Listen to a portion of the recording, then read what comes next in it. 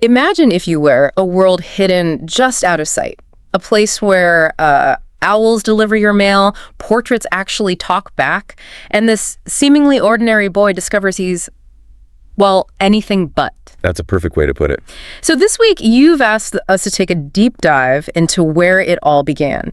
J.K. Rowling's Harry Potter and the Sorcerer's Stone, the very first book. Exactly.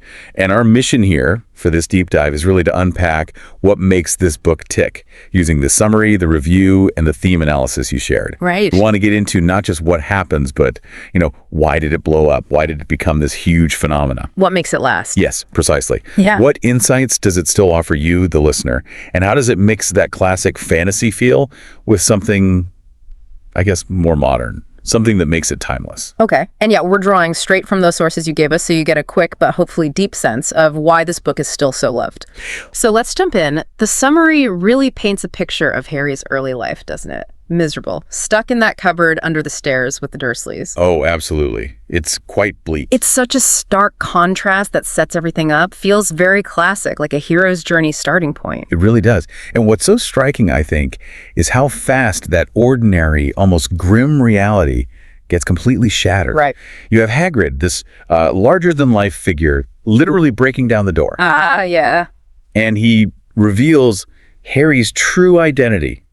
You're a wizard, Harry. And tells him he's off to Hogwarts. It's instantaneous. Boom, everything changes. Right. And suddenly Harry's on this path of self-discovery. He finds out who he is, where he belongs.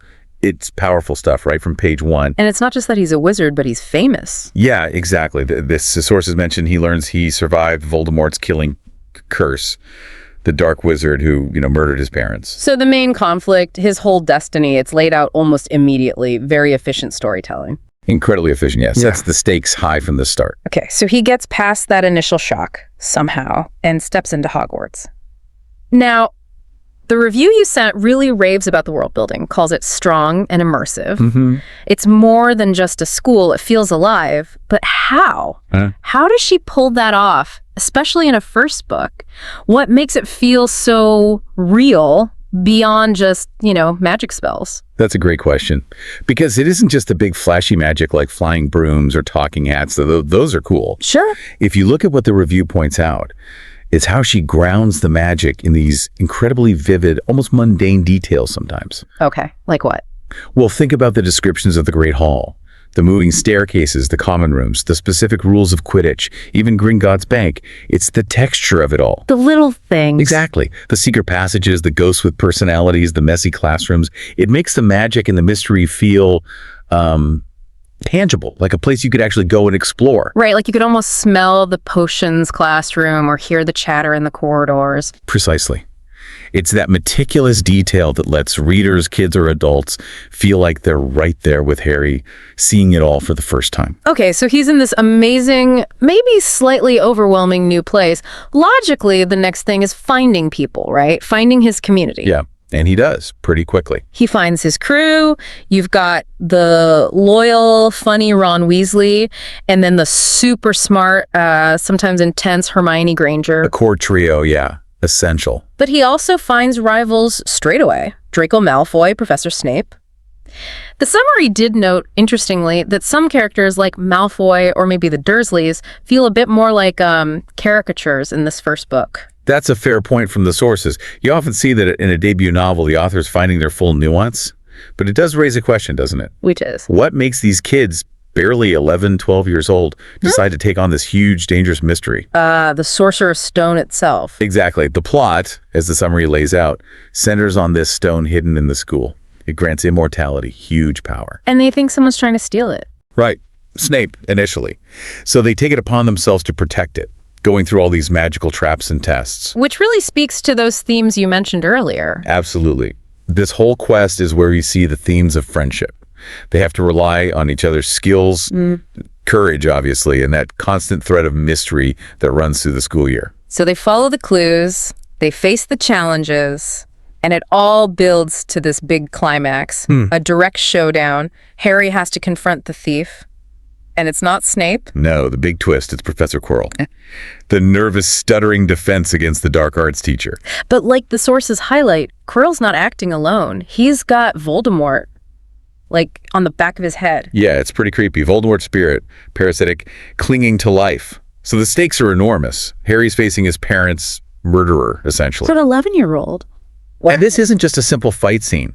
The analysis of themes really digs into this. It's about love's power. Right, Lily's sacrifice. Exactly. Harry stops Quirrell, not just with bravery, but because his mother's love left this deep, protective magic on him.